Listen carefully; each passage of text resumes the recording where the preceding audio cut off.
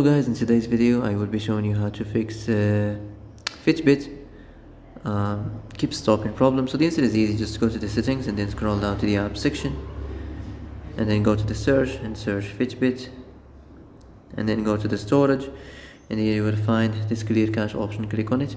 Now you can go check it if it worked, and if it didn't you can try to restart your phone or turn the Wi-Fi off and on, or the Bluetooth or the airplane mode. Also you can try to clear data, but be careful. If you clear data, all this application's data will be deleted. This includes all files, the settings, the accounts, the databases, etc. So be careful if you want to clear your data.